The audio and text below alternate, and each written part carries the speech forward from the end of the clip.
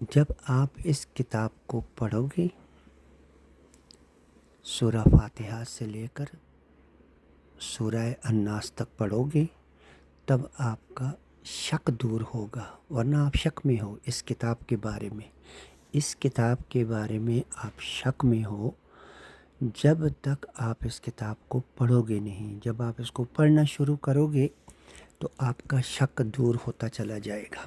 اگر آپ کا شک قرآن پڑھنے سے دور نہیں ہو رہا تو آپ میں مسئلہ ہے، آپ متطہر نہیں ہو، آپ کے دل میں کوئی مسئلہ ہے جو چل رہا ہے۔ وہ مسئلہ آپ کو جو ہے اس کو دور کرنا ہے۔ وہ مسئلہ کیا ہے؟ شرک ہے۔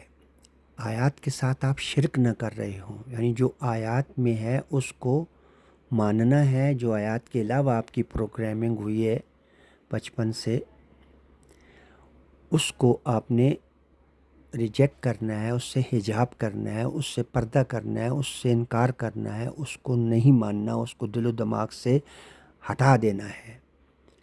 اور جب آپ یہ سب کر کے قرآن پڑھو گے تو اللہ رب العزت آپ کا شک دور کرتا چلا جائے گا۔ اور وہ شک دور کیسے ہوگا؟ جب اللہ خود آپ کو پڑھا رہا ہوگا۔ تو اس لیے ذالک الکتاب، وہ کتاب جو ہے لا ریب فیہ، نہیں کوئی شک فی ہے اس میں، ھدی للمتقین، ہدایت متقین کے لیے، اطاعت کرنے والوں کے لیے۔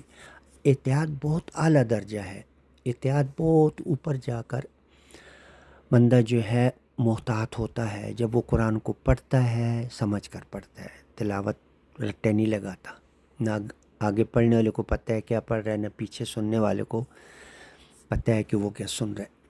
قرآن کریم کو جب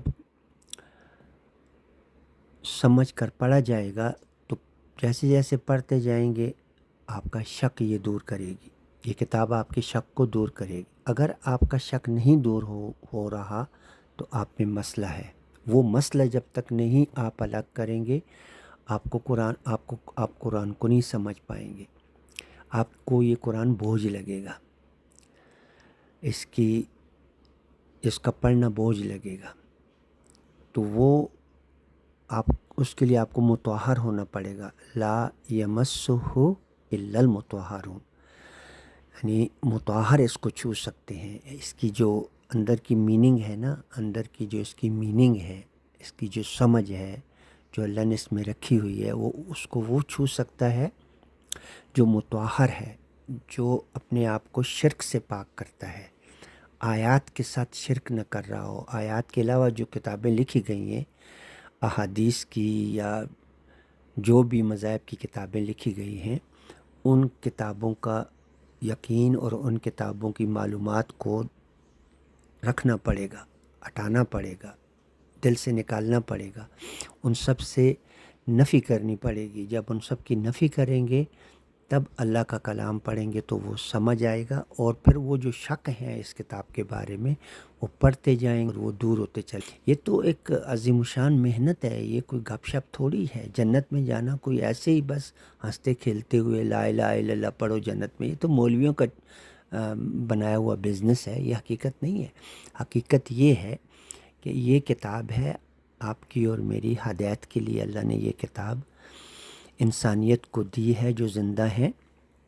جب انسانیت اس کتاب کو پڑھے گی تو اللہ رب العزت، یعنی سمجھ کر پڑھے گی تو اللہ رب العزت اس کے لیے ہدایت والے راستے کو اس پر واضح کریں گے، اس کا شک دور کریں گے، اور وہ جنت والے راستے کی طرف جو ہے محنت کرتا ہوا پہنچ جائے گا۔ اور اگر ایسا نہیں کرے گا، اپنے وقت کو ادھر ادھر گپ شپ میں ضائع کر دے گا، شادی بیاہ، بزنس، کاروبار، بیوی بچے، یہ وہ بلا بلا میں ضائع کر دے گا، تو اس کے پاس کچھ نہیں ہے سوائے جہنم کی آگ کے، جہاں وہ رہے گا ہمیشہ ہمیشہ کے لیے، کبھی نکالا نہیں جائے گا۔ اب یہ سب باتیں قرآن کی آیات میں ہیں، اب جو پڑھے گا تو پتہ چلے گا، جو نہیں پڑھے گا تو وہ بغیر پڑھے جب چلا جائے گا تو وہاں تو اس کو سب پتہ چل جائے گا کہ وہ وہاں کی باتیں ابھی اللہ پاک اس کتاب میں بتا رہا ہے۔